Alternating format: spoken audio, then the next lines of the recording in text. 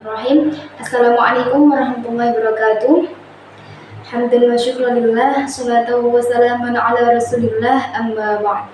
Hadratal muhtaramin, para alim ulama yang kami taati, yang terhormat Ibu Nyai Hajah Maknuatul Khairiyah selaku pengasuh Pondok Pesantren Putri Al-Quran, yang kami hormati Abu Smuhdi Surur selaku pengasuh Pondok Pesantren Al-Hikmah Al-Quran, yang kami hormati segenap jajaran kepengurusan Pondok Pesantren Putri Al-Quran serta santriwati yang berbahagia.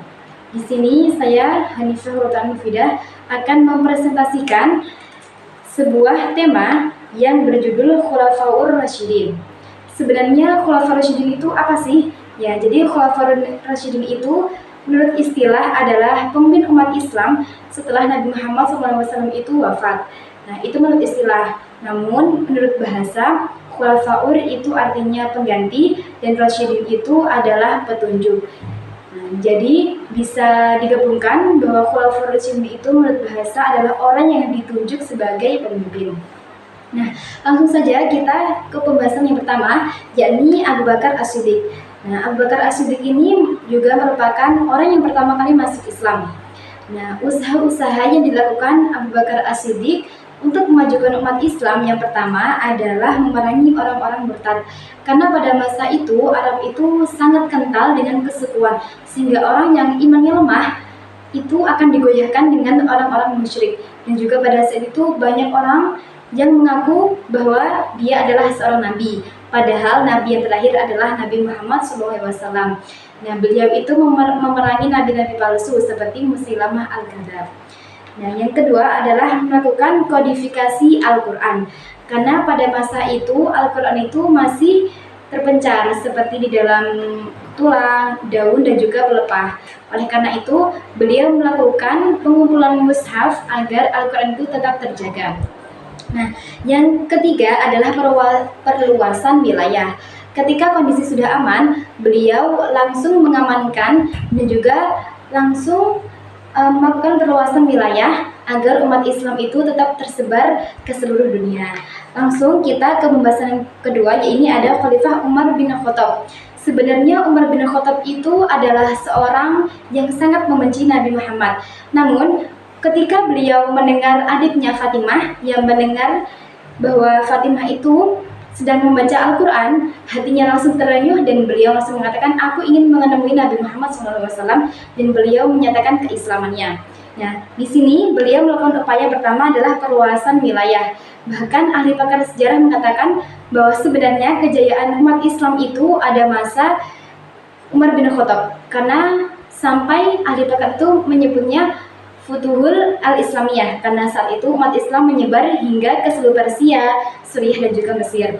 Yang kedua yaitu menata administrasi keuangan negara. Ya, kenapa? Karena pada saat itu keuangan negara itu masih goyah. Jadi beliau itu yang menyetuskan agar dilakukan Baitul Mal. Ya, jadi yang ketiga adalah penetapan kalender Hijriah. Sebenarnya beliau melakukan itu agar ada perbedaan antara orang Nasrani dan juga orang umat Muslim. Sebenarnya orang-orang pada saat itu bingung karena sebenarnya awal penetapan kalender Hijriah ini dimulai dari ketika beliau lahir atau ketika beliau diangkat menjadi nabi. Tapi atas dasar Umar bin Khattab, jadi penetapan kalender Hijriah dimulai dari beliau hijrah dari Mekah ke Madinah. Nah, kita beralih ke khalifah ketiga, ada Utsman bin Affan. Utsman bin Affan ini juga termasuk orang yang pertama kali masuk Islam. Ya, usaha-usaha yang beliau lakukan yang pertama adalah merenovasi Masjid Nabawi. Sebenarnya Masjid Nabawi ini pernah dibangun oleh Abu Bakar As-Siddiq, kemudian direnovasi oleh Khalifah Umar bin Khattab. Nah, pada masa Utsman bin Affan ini, beliau juga melakukan renovasi dengan corak pada Islam saat itu. Yang kedua adalah kodifikasi Al-Quran. Karena pada saat itu Islam telah merambah ke seluruh dunia, sehingga banyak orang itu yang beda-beda dalam melafadzkan ayat. Nah, beliau melakukan itu agar ayat itu tidak hilang keasliannya. Yang ketiga yaitu perluasan wilayah. Nah, perluasan wilayah ini sangat maju ketika dipimpin oleh Abu al-As dan Huzaimah bin Yaman. Yang khalifah terakhir adalah Ali bin Abi Thalib. Ali bin Abi Thalib ini juga termasuk keponakan dan juga menantu Nabi. Nah, beliau itu pernah memajukan ilmu bahasa. Karena pada saat itu Islam telah merambah ke pelosok India.